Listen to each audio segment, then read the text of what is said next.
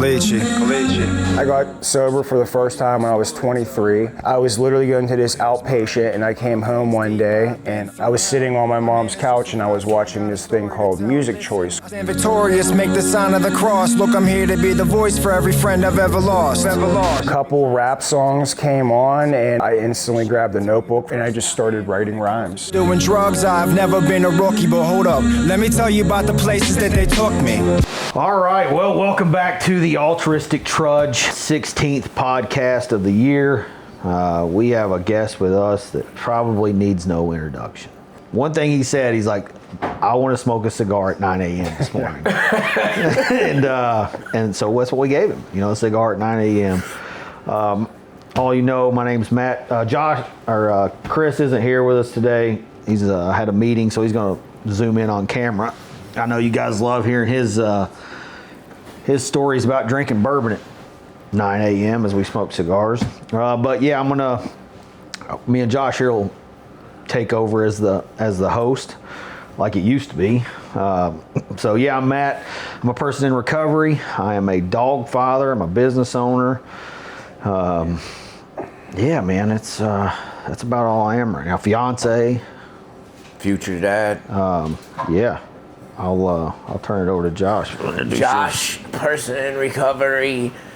I'm gonna say husband, father. That's big on my heart. I'm not clinical, but I've been doing a lot of grief processing lately with my kids, so that hasn't been a ton of fun. But I think I'm on the downward swing of it. Dog father, also business owner. I'll pass it to Chaz. Chaz, also known as Colicchie. I am also a father, a husband, a business owner, a hip-hop artist. Couple cats. Yeah, cat owner. Cat dad. Cat dad. Cat dad. Nate, that was for you, brother. I've worked in treatment also for, 5-6 years now, and every day I just try to be of service and be the best person I can be. Before we start, I watched your video of you, over the years. That was like a snapshot of one picture a year. I thought that was really, really dope. Go ahead and cut that in. It's pretty wild because, even as I was making that, 20 years for anyone is a long time, but when I really go back to 2000 and whenever I started, 2006 I think was the first clip, it seems like another lifetime. It seems You were pretty hood back then too. I saw that. You were pretty hood back then. Yeah. I was too though. Yeah. I felt it. Yeah, it's just wild, you know what I mean? To consistently do something to do anything that long. For sure. Can you think of anything else that you've been that consistent with? No, Because you've been clean. super consistent with the music. Attempting to stay sober or staying sober. Other than that, no. Was there ever a time where you're like, man, I'm done doing this. I'm done. I definitely have my moments, yeah. Yeah. I think all artists do, dude. Even the really, really big ones. I think that's one struggle. Is just is it all worth it? And it's weird. Because it's got to be time consuming.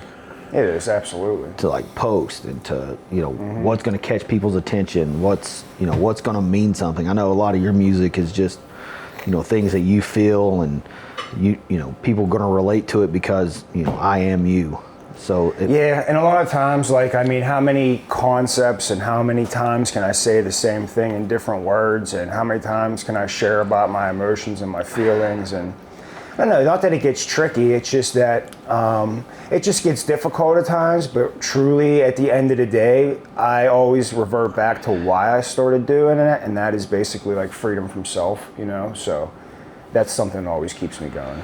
So what time did you feel like, hey, look, I can rhyme, I'm in recovery, I can rap? Quick story, I got sober for the first time when I was 23.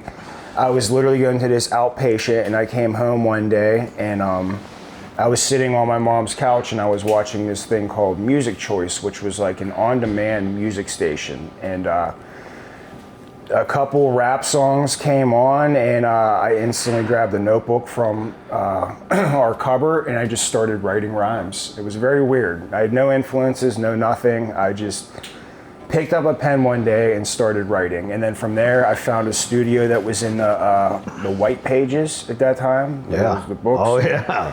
And called them and went there and ended up going there for 10 years. Do you remember what the song was that?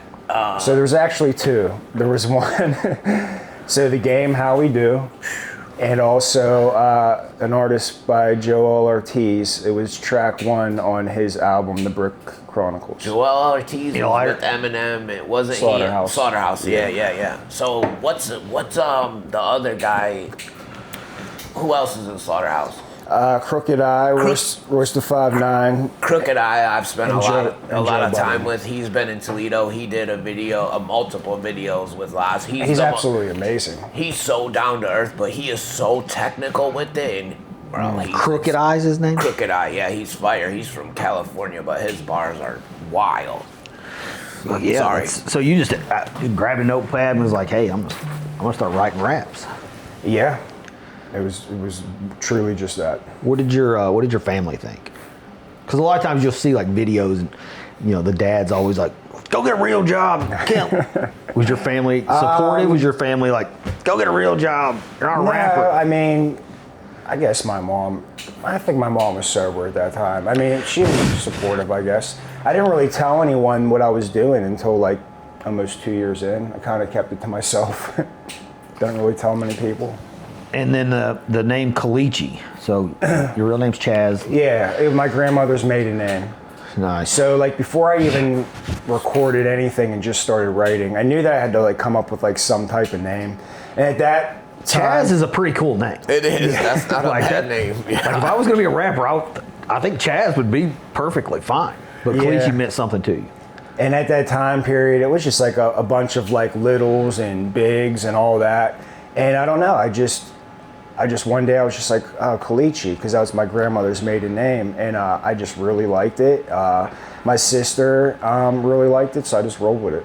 What kind of music do you listen to right now? Right now? If we got on your phone, went to Apple Music and hit play, what song would That's play? a good question. I really only listen to music in the gym. If I'm in my car, I listen to instrumentals. If I'm at home, I try to work on music. But it is still to this day, it's mid-90s New York rap. New York rap. Yeah. You're probably the same way, I would imagine. He's a '90s New York rapper. So your whole online presence, it feels pretty peaceful. But I can't tell if that's wisdom or if you're just completely burned out from the chaos. Is it? Like, are you actually healed, or did you just become really good at avoiding things that threatened your peace? I mean, I think it's a little bit of both. I feel like obviously through sobriety, not only have I gotten more mature, but I've also learned what is smart for me and what's not. I believe that the older I get, the less stress I want. So that means staying away from gossip. That means staying in my own lane. That means staying focused on my family and not getting involved in other people's business. I've really been just that person that, I don't know, if it doesn't concern me, then I'm really not trying to get involved. I got a follow-up question to that. So Matt likes to make fun of me at I have a big one thing that grinds my gears is McDonald's drive-thrus. Mm-hmm. Is there anything that just is that thing for you that like could potentially set you off or get you in your own head on the anger side? Oh, I mean, yeah. I mean, I'm susceptible to anger all the time. Sam's Club will get you. Yeah, I'm not saying I don't have, I mean, I believe that patience and tolerance and all that is a consistent daily maintenance that I have to constantly, try to, work, because I mean, at any given moment, I'm liable to do anything and snap at any given time. You know what I mean? Oh, I get that. Well, that a lot of that brings me to this next question. According to your wife, you hate drama, gossip, conflict, etc. Do you think that's emotional maturity, or are you terrified of chaos because of how you grew up? Do peaceful people avoid chaos or avoid intimacy? I think it's a little bit of both. I feel like I definitely don't like conflict, But then also at the end of the day, I really, how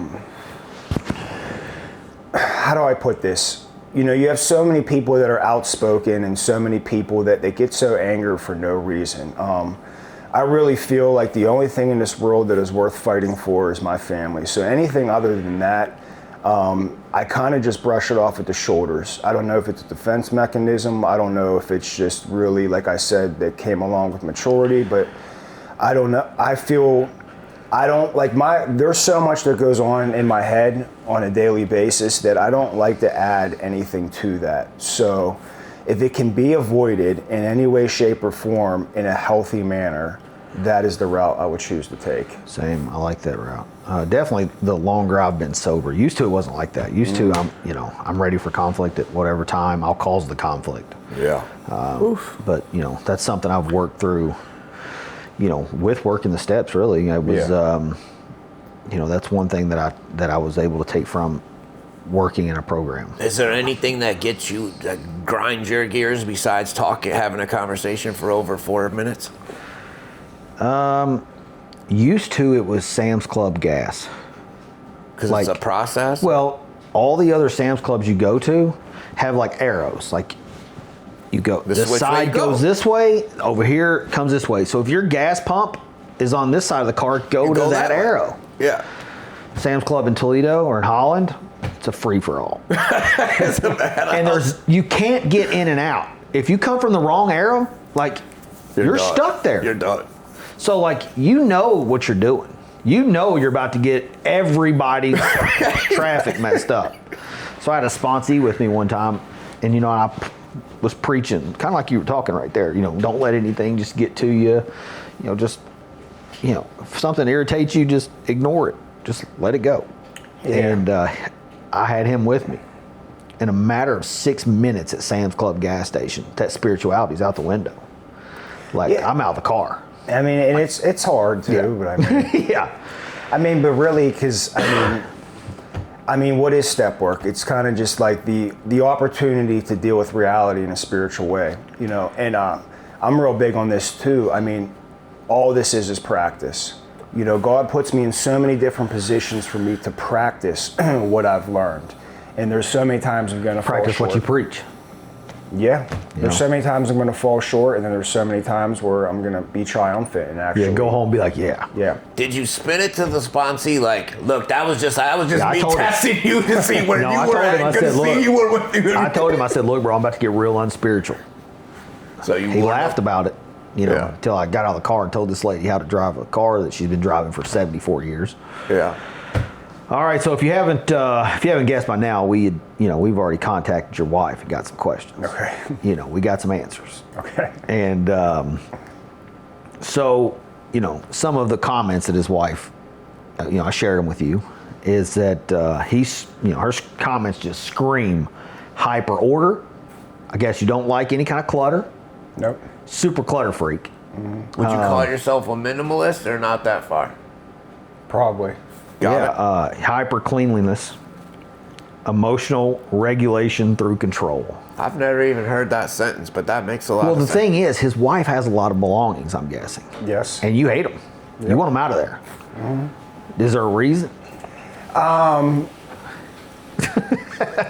feel like... He's over like, what did she say? No, I mean, I feel like it's either going to go to the trash or at some point it's going to sit there for 7 years and then go to the trash. So why not just go to the trash? And paper towels is a big thing for you. You reuse paper towels. He reuses them? Oh, yeah. If I use a paper towel, if I wash my hands and use a paper towel, I mean, I'm going to wash my hands again in 5 minutes, so I'll just throw it right there, leave it there. Yes. Because I'm going to use it again. Just because I'm probably cheap, that's probably just the way I grew up. Cheap and clean. And I think I see a couple of his TikTok videos. Maybe his kids use a lot of toothpaste or spit it all over. Oh, I hate that too, though. I got 3 that use one bathroom. You can't just rinse it down. You want to let it get hunked up in there and dry. Lexi is the absolute worst for that. Our house stays spotless. Yeah, it's she keeps our house spotless. It's nice. You go look at her sink and you'll be like, that's Matt's sink. Yeah. It's not. So I take pictures of it all the time. I'm like, she's a 10, but she spits whole chunks of toothpaste. Like, you're supposed to use the toothpaste to brush your teeth. Like, do you double down? Like, how is there that much raw toothpaste? Just dried chilling. up in See you there. later, please. Yeah, go ahead. Bud. My thing with my kids is just, all you gotta do is splash a Yeah, little just bit. pull. You can spit your if water. You're good enough, right? I do that. I can. I can do that. All right, Josh. Oh yeah, it's your turn to ask some questions here, or a question. Yeah, they give me only one. They only give me one per Oh, episode. Usually, trying to keep me limited. When you disappear and run miles on the treadmill until you're drenched in sweat, are you processing emotions or outrunning them? Probably outrunning them. I don't know. It's a good question. Is that your thing, running? It was until I picked up the weights a couple months ago. Yeah, I've seen you put on some sides. Yeah. Yeah, you're getting beefed up. But, Summer ready. I haven't really ran much since I hurt my knee a couple weeks ago, so. But it's both. I just enjoy it. Running There's does. people that enjoy running. Yeah. Like, that's one thing that I've always heard, that once you get through that, oh, you're good, as long as you don't mind being famous. Oh, no. I feel like, there's only so much I can do. I feel like anything that is going to help my mental health, it is important to at least try it. And if it works, then I must roll with it. For instance, I kind of got off of it, but even like taking like ice cold showers, like it is so difficult to do, but like it's just so good for my thinking. I know that sounds crazy, but I've heard it. People get just ice makes- baths. Yeah, a lot. Yeah. One of I've my seen first that. sponsors when I got rehab, I was like, bro, I just want to get high. Like, I just want to get high. And he's like, go run. Just go outside and run as far as you can. He's like, and the last thing you'll want to do is get high. Yeah. He's like, all you want is air. He was right. it's true. Yeah, you get a runner's high too a lot. I never got a high runner's high, but I definitely wanted air. 'Cause do you ever feel like trapped by being like an inspirational guy? Like people like... Good question. I didn't want to ask I it. don't. And I've had that conversation with one of our mutual friends before, and I've never felt any pressure or anything like that. I've always been focused on just being honest, transparent, and vulnerable, and I believe that for anyone to think that anyone is perfect is just absolutely insane. But people do look at you as that. I got a perfect interlude to this. So my friend who I was kind of talking, Alaz Beast, Allure Barbershop, I was talking to him, right? He's met Drake, Ritz, been on tour with Tech Nine. We've had Jelly, sat down and ate with Jelly Roll, multiple people like this. And every time that I'm like, hey, what about this guy? He's coming to Toledo. He's like, nah, he just doesn't care. You know what I mean? Because he's been there. I brought you up to him. He's like, can I come on the pod? Can I come on the podcast? Or I'm like, well, he might come to Monroe, so if you could stop by after that. Like, and it blew my mind that, like, because when he sent me the picture of Drake was a crazy one. Like, with Drake arm around him, right? But when I brought you up, he was like, yeah, I look cool for once. Yeah. You definitely have a huge following. Like, and people like look to you for, I wouldn't, maybe inspiration, maybe like, that guy knows what I'm going through. But like, is there ever like a moment where you're angry or pissed off and you're like, I can't even say nothing because people are looking at me like I can't be that way? I mean, yes and no. I mean, I've always been cautious of the way I carry myself on social media. And I mean, that pretty much, I would say more than anything that happened as I started working in a professional field. Same. But other than that, I mean, we all have shortcomings and we all make mistakes, and But I'm very cautious on social media as well. And it's just, I don't know. I wouldn't. What's the word I'm looking for? I would never hide my life. I've just always, I mean, I go back 20 years, and I mean, my first couple songs, all I'm doing is sharing embarrassing things about my life, you know what I mean? So it's So what you're saying is your Facebook, TikTok is really you. Yes. You're not this dude that's like, this angry guy that just gets on there and just like, I'm the happiest dude in the world. It's just you. That's just you. Reasonably happy, yes. Since the time I've met you, like I've not seen any other person. There may be, times where you're, angry, somebody cut you off. But I feel like the way you drove here, there's a lot more people mad at you for driving slow than you're mad at them for driving slow. But yeah, he's been one of the most humble people that I've met since since I met you. Like, I've not seen anything change. So I've heard people be like, "What an asshole! That dude just don't talk to anybody." About him? Yeah. It's just his personality. I was like, if you do talk to him, you'll kick yourself in the ass. You'll be like, what was that? I remember this one time, this dude messaged me, I think it was in West Virginia or something. He messaged me, he's like, "Oh, you thought you were so much better than at your show, and you didn't even talk to anyone," and which I did. I mean, he was just exaggerating, and I text back, I was like, "Dude, I was literally scared to death. Like, what do you..." Yeah. Did you see how many people were there? Like, the complete wrong impression. So people are going to view you in the light that they want to view you in. So, I mean, even like, I don't really get a lot of negative comments anymore, but in the past, it'd be just crazy stuff, and you just kind of just got to brush it off. Not everyone understands. You do get nervous. I still get nervous. Yeah, of course. Absolutely. I seen him play at the Rock and Roll Hall of Fame. Nice. I was like, I was looking at you out there. I'm like, he's nervous. No, yeah. Like, that's a big deal. The Rock and Roll Hall of Fame. Mm-hmm. It was like a Recovery Rocks thing that they did, and like he was the main event. He was the last act. You were the. I believe so. Yeah, I'll be back there. I'll be back there November 7th. I'm going back. Shout out. If we can clip that into. The tickets are just expensive, bro. Yeah, I think he's learned that the first year. I know it kind of went down this year. I mean, there's no way they can be what they were. Yeah, they were. What were they? So hundreds of dollars per ticket. Yeah. So we sponsored it at Legends one year, and I don't remember. I think it was like $5 or $6 grand to be a sponsor there, and we did it. And it's a Cleveland guy, Cleveland promoter. One of the best people. I think so. Yeah.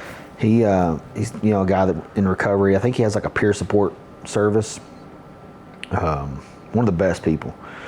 Before we get into the Cliff Bar story, I want to know. Oh, you didn't think that was coming, did you? I want to know, so from a music perspective, do you do all your own bookings? Do you feel nice, dude? Mm-hmm. Nice. That's awesome, man. So all those people that think he has the wrong perspective on him, he fields the whole process. He's the business manager, the promotion guy, the beat guy, all the things. Literally everything. Keep your negative comments to yourself. And responds pretty quickly. Like he's on it. Like I've seen him in Arizona. I've seen you traveling Indiana. I've seen you everywhere. Nice. It brings a crowd. Like 73 million views on what I thought. We were in Columbus at what was the name of it again? Was it Sky Point? No, in Columbus at the recovery one of the venues. Soberfest. There was hundreds of people here in a tornado. Like you couldn't even like walk around. Everybody was crammed into this one building because it ended up flooding the entire area. People were like, "It's going to stop. It's going to stop. We got to stay." That was bad. Mm-hmm. That was like, it flooded like the whole, like people's cars were underwater at the top of the hill. And people were still there, just waiting to see if a minute of break would happen. All right, yeah, get into the Cliff Bar. You pulled out a Cliff Bar in the middle of a first date, which honestly tells me you don't care what people think. Was that always confidence, or did surviving addiction kill your need for approval? The Cliff Bar, huh? Did she take a bite of the Cliff Bar? No, she did not. And I asked her if she wanted one, and she said no. I would say that confidence definitely came over time.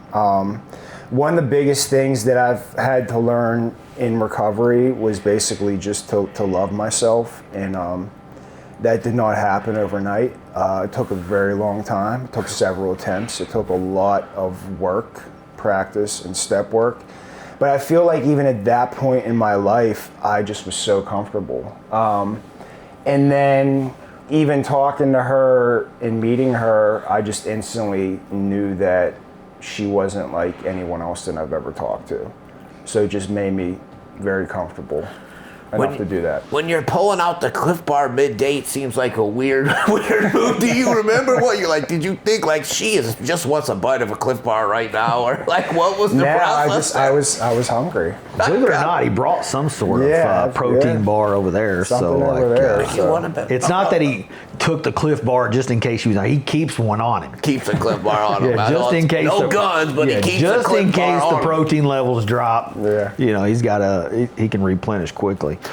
One thing I'd like to say too that I've noticed in our couple of meetings is that like I do believe that you're confident, but there's not an arrogant bone in your body, and that's a really fine line to walk. I bet on social media, but also in person too.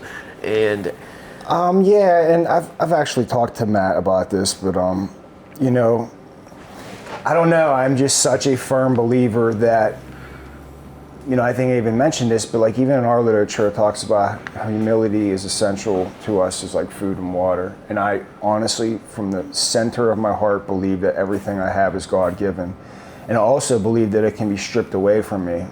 So I am just trying to display gratitude in my life, you know, every single day. And, Because like we talked about last night, you've seen 1 million people lose it over that.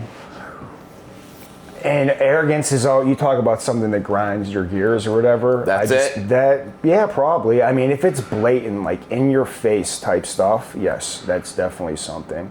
And that's just me judging, which I shouldn't be doing, but that's just something that's always rubbed me the wrong way. So I was like, I've just always tried to be the opposite. And I've had really good men in my life basically, you know, give me blueprints on how to behave and how to act. And I don't know, I just feel, I feel like the more humility I place in my life, then the more connected I will be with God. It's crazy though, because the rap game is all about Arrogance. Arrogance, 100%. Like rent the Lamborghini, it ain't yours, and all of that. And I think that might be what attracts people to you. Is you're like, you know what? I'm gonna do the opposite of that, and I'm gonna be me, and I'm gonna be humble and still spit bars. Well, we hear it from a lot of people. Like what was the first song that you like went huge? Drug addiction. Drug addiction. Like, you know, anytime you mention the name Colicchie, people say, even TJ, you know, you met TJ, he's like, you know, that song took me through a lot of my dark times in early recovery. You know, that's, there was no arrogance, there was no nothing. That was just you being you, and it, you know, was above arrogance up here. Like it trumped arrogance. It was just you, genuinely you, changed the game for, you know, your style of music, recovery rap, like, you know. We don't get much time to like spend by ourselves or quiet because it's been pretty chaotic, but last Friday he was taking me through some things. One of them was a couple of Urine Matt Keegan songs, and like it was a really cool moment, at least from my perspective, for me and him to just sit there in peace and like rock out with you guys. And I literally just closed my eyes and like you just nailed the feelings and emotions that I had back then. And yes, TJ did share that with me, but I don't listen to much music. I became kind of jaded from being in the music industry on a very low way. So I listen to more like, believe it or not, I'll listen to like real estate guys or like more like podcasts. Believe it or not? What do you mean, believe it or not? I most definitely believe you listen to real estate guys do podcasts. Or even like sermons in the car. I'll listen to sermons and not too much music, but dude, we are just sitting there and I just close my eyes. Like when you're really feeling a song and you just close your eyes and bob your head and listen. Man, yeah, we had Keegan on here. He'd done a freestyle, and his music, man, like his music touches a lot of people too. Like he's surgical with words. Like he's got a great gift. Back up to that, or tied off that question, who came up with the concept for you or him when you guys are kind of going back and forth with all the people around? Like, because concept, it was his idea. Nice. Because concept and like having an idea of what you're going to do from what I've seen, kind of fuels the process of writing the song or shooting the video. Yeah, that was a good one. It was what was it called? Like You? Yes. Yeah, you guys did really good on that one. We listened to that one Friday. So this is a question from our host that's not here, the non-quitter. Yeah. So that's what we call ourselves. We had T-shirts. It was, if you were in recovery, T-shirt said I'm a quitter. And if you weren't in recovery, you get a T-shirt that says I'm not a quitter. Yeah. But so he's not a quitter. He would be here drinking bourbon with us if he was here. Do you think people like me, I'm speaking for him, people not in recovery are actually more delusional than people who have been forced to confront themselves? Because from the outside, you guys, talking about us, almost seem more honest about human nature. He's a very intellectual person. So he's asked some questions like that usually. If he would have been here, like he would have really dove in. Like, what is he, a psychiatrist? Psychologist. Psychologist. So he dives in. I mean, I don't really want to say delusional, but I mean, I feel like... We'll choose our words wisely here. I mean, step work in general, what is it? It's self-awareness and bringing me closer to God. I mean, if you really had to cut it down to one sentence, that's what it is. So I feel like we are probably deeper, or look at ourselves on a deeper level, simply because of, the steps and the work that we do. I tell a lot of people, if people in recovery or out of recovery could just do the 10th step every day, whether you're in recovery or not, at night, you lay your head down. Did I hurt anybody's feelings? Did I do anything wrong to anybody? Do I owe anybody an apology? If you could just do that every single day, your life would change. Dude, in the beginning, Neil Davis checked me one time out of a meeting. He's a mentor of my life. I love you, Neil. Hope you're doing good. When I finally made it through the 12 steps, I was like, then my wife found one of her former family members. It was Overeaters Anonymous from like the 60s, and it was the 12 steps. I used to be a means like, everybody should work the 12 steps. If we just work the 12 steps, everything. And also prison changed my life. So I'd be like, everybody should just go to prison and get their life together. And Neil Davis was an OG, but not like the AA police OG. Like, he was cool. He grabbed me by my shirt physically and was like, Josh, shut the fuck up. Quit saying that shit. And they're like, chill out. And it hit me. But like, I was that passionate about it. And I think that the inventory steps for me, when you gotta look at the shit you did and why you did it, and for me, what I thought motivated me to do those things wasn't it at all. And then I was just like, oh, that was a game changer for me. But I love a 10th step too. But a lot of times, people, I'll keep it on me, and a lot of people like me, we start doing that inventory, our ego will slip in and you won't even see it, and you'll just be writing stuff down that you really didn't do. You know what I mean? I don't know. I did. I was like, oh yeah, that one time with bang 50 girls. Yeah, with that. My sponsor was like, bro, come on, bro. Like, is this realistic? And I was like, yeah, man. It dawned on me after I, thoroughly worked the steps again years later, that I was just trying to still be somebody that I wasn't, and it was like, one time I'd worked the steps, like a thorough working the steps, and we were going over like our, going on our 5th step with my sponsor, and he was like, did this person have kids? I'm like, yeah. He's like, well, you owe them an apology too. He's like, you stepped into their life as a father figure, blah, blah, blah. Like, when you really work the steps and got a good sponsor to call you out, like, bro, you didn't do that. You never even owned an airplane. What do you mean? You know what I mean? Like, you didn't do that. So that's why I stay focused on the 10th step, because that's just you. That's just you and God going over your day. There's nobody to impress. There's nobody to lie to. It's just you. Did you or did you not hurt anybody's feelings today? Do you do it at the end of the day, or is there time? You can do it anytime you want, you said. Well, yeah, I think you can, but I started out at the end of the day, and then I realized my sponsor was like, well, you can do it anytime, and then I started doing that. But yeah, you can go back at noon. And also, too, like I said, we practice this so much where, you know, in the rooms, how they say, oh, your first thought is always wrong. I mean, the longer you stay here, my first thought is not always wrong. My first thought is solution-based normally. Not always, but like normally. Sure. But even so, like a lot of times, we don't even have to consciously wait to the end of the day. Like I know if I wrong you right now, you know, within 3 seconds, I can feel it in my spirit and, you know, make amends on the spot. And the longer you stay sober, you think about that before you do it. Yeah. Yeah, man, sure. I'm gonna have to say I'm sorry if I say that. Yeah. So I'll just let it go. Right. You know, I talked to Josh when when we're on a lot of calls and stuff. He's like, you need to start speaking up. I'm like, no, I don't, because sometimes when I get carried away, it comes from this. You know, this is right here will cause me to make more amends than anything. Yeah. So if I can just shut up, I don't have to explain myself 2 hours later, like why I said that.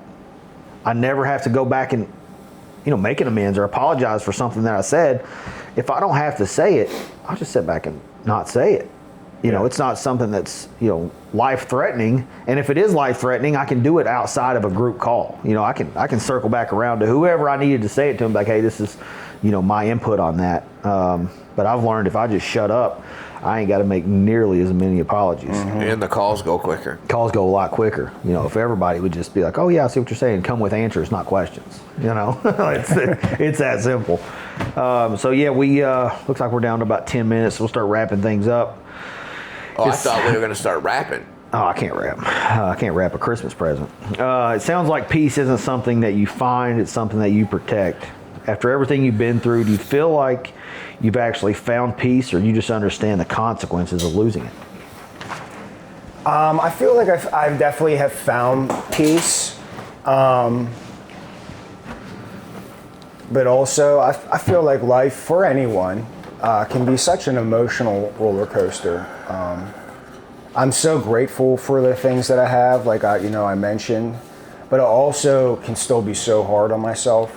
I can still be so hard on myself in the sense of feeling like I should be further in life, or I should have this, or I should be doing this, and you know, I never give myself enough credit for the milestones that I have been able to achieve, and I'm always fixated on not today. I'm always fixated on tomorrow and the things that I want to do, and then and still fear plays a huge part of my life too in certain parts, but I look at all the things that have happened since this time of getting clean, and it is just was one thing after another of circumstances and situations where I truly never thought it would happen for me, and it just kept happening and kept happening. So it's like I have this tangible evidence in my life that that faith is real, and that my willingness is real, and if I just keep walking that path, that I will surely succeed. You know, it's I talked to a guy yesterday, and he said that I wish I could remember exactly how he said it. He said God works through people that have a big enough funnel on the other end that they can give it out. And that, you know, it set on me, you know, because, you know, you see people that, you know, on Facebook and TikTok and stuff that just give out, you know, houses and cars and, you know, all this stuff, and you're like, man, I wish I could do that. But like, you know, right now is just not a time that you can do that. So, you know, my funnel's this big, their funnel's this big. You know, at the top, you know, God dumps into me what he thinks that I'm willing to give out or able to give out. And, you know, it just set on me, like, you know, how big is your funnel? Yeah, but dude, you're thinking about it wrong. Your funnel's the same. They're giving out material stuff that attracts you. You give out inspiration, hope, bikes, all the things. Like, yeah, but I'm saying, like, I want my funnel to be big enough to where I can see somebody struggling and be like, I'm going to buy them a house. You know, that's. But your inspiration to people leads yeah, but I don't want to post it on Facebook. I don't want to post it on TikTok. Leads them to be able to buy their own house. Yeah, but I don't want to. I don't want to be that guy. You want to get somebody a house? Well, just something. You know, I love nothing. The feeling that I get from just helping somebody is out of this world. Even if it's more than I have, I'll give you whatever I can afford to give you. But yeah, if it's inspiration, if it's words of wisdom, bro, you got a big funnel, man. Yeah, I try to help as many people as I can, whatever, because I was homeless 8 years ago. God has definitely given me getting raped by a pig. The entire funnel.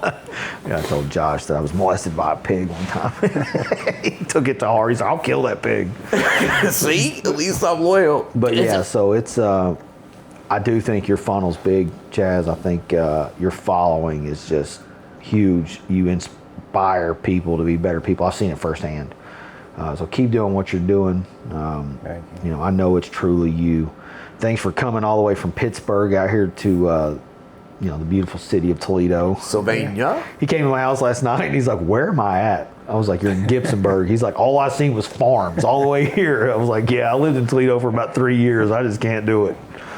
You're a big Toledo guy. Yeah, I'm trying to get out too, though. Yeah, he's trying to get out to the country. But yeah, so we gotta start wrapping things up. Thanks for tuning in. Any questions you got for either for us, Bob? Did you text our old lady and get some? Nah, Did she tell you we messaged her? she did not. No. All right. Nice. I was like, "Oh, you should see it, bro. We got 3 good things out of her. The clutter, Cliff Bar. the Cliff Bar. Everything else was like, he's the most inspirational person I know. Like, he's so humble. He loves me like I've always wanted to be loved." I'm like, "Come on, bro. Like, just give us some dirt. Like, does he leave his underwear laying around the house? Like, something good." She's like, "No, he's the biggest, clean freak. Like, he wants everything to be in its place." That's just him. Like, there's no dirt to dig up. So next time we bring someone on the podcast, we're going to find out if they're, scumbag or not. We're going to try to get some scumbags on here. We keep bringing good people. Yeah, we need to get some scumbags on here. We had, we just keep bringing in good people. Josh tries to provoke people to bring out the bad. He didn't. Not bad. Don't say he bad. He brings out the bad sometimes. Like, he will. If he would have known you, Josh, what? If he would have known you for 20 years and knew some dark secrets, he would have provoked you to say them. Yeah. Like, he would have opened it up. You would have almost forgot there's cameras. We had one of his friends on a couple weeks ago. I wish we could have posted the actual video. We had to edit it to death. Because Josh would be like, "Oh, do you remember that time at the party where the guy peed on you?" I'm like, "Josh, what?" And then he calls back the next day. He's like, "Hey, guys, look, I know we got a little carried away." In the group text. Can we edit that? He's a professional. Can we edit that part? Can we edit the cocaine and the fat? He's like, "Can we cut all that out?" Like, I'm a professional in the field. Like, I can't let you guys post that. Dude, stuff. I had it. That's my partner, my brother. Don't say his name. Yeah, he was going though, wasn't he? Yeah, he was fired up. Like, you would have thought, like, nobody's gonna see this video but Dude, us. those were the best stories. Like, we should blur his face out. We would go viral. People know who he is. You can't blur his face out. What if we just did audio only? Oh yeah, dude, like the voice changer. That would be good. Well, I mean, we did a lot of crazy things, and I'm sure his stories were insane. Yeah, he's got like 20 years sober, and super active in AA. But his stories, he got sober when he was like 23. Yeah. He was at parties and shit sober. Mm-hmm. Hanging out with all these people drunk that are making fun of him for not drinking. Sorry. One thing he doesn't get enough credit for is at the time he got sober, there wasn't Noki Paw and these different things. He revolutionized young people in sobriety. And he didn't even talk about that, but he started the young people's groups and like made it cool to be sober at a young age, which back then it was much more stuffy and in a different time and place. even our area, like 2005-ish area, there was definitely a lot of young people getting clean, getting sober, and it was just like a different time, man. I always say this, but like, I'm grateful for when I got clean, because that era of like a 12-step fellowship was so big. The movement. Yeah, and Not saying that today that it's not as big, but it just doesn't have the same vibe. I know I got older, and I know that my priorities changed. No, I get what you're saying. I couldn't agree more. I don't even know if I would make it today. Yes. Yeah, I feel that. Today the drugs are different. They're designed to kill you. They're not designed to take your money. Coming back. They're not designed to keep taking your money. They're not designed to make you lose your family. They're not designed to any of that. They're designed to kill you. Like even from smoking weed, our field, we get to see people all the time that somebody shows up with a joint and they hit it a couple times. Next thing you know, you fell for fentanyl, MDMA. Like it's crazy. And they're like, I swear to God, I hit a joint with a guy at a gas station. Yeah. Oh, you failed for fentanyl. So it's crazy. But yeah, thanks for tuning in. We're going to wrap things up. We will see you soon. Hopefully, I'm going to go ahead and say it. We're trying to get Kyle Overmeyer up here to promote his new book. So if he sees this, come on out. I commented on that post. I have being cautious on social media because, I just got back on. Yeah. I did. That was the one post I commented on. That was his. Well, I commented on Nate's, but he posted the book. Yeah. Yeah, please. Oh, please. He's got a great story. He was a sheriff of Sandusky County. So if you guys are watching this, comment Kyle Overmeyer. Yeah, just tag him. Just start tagging him. Get him on here. But yeah, thanks for tuning in. And Chaz, thanks for coming out. Thank you.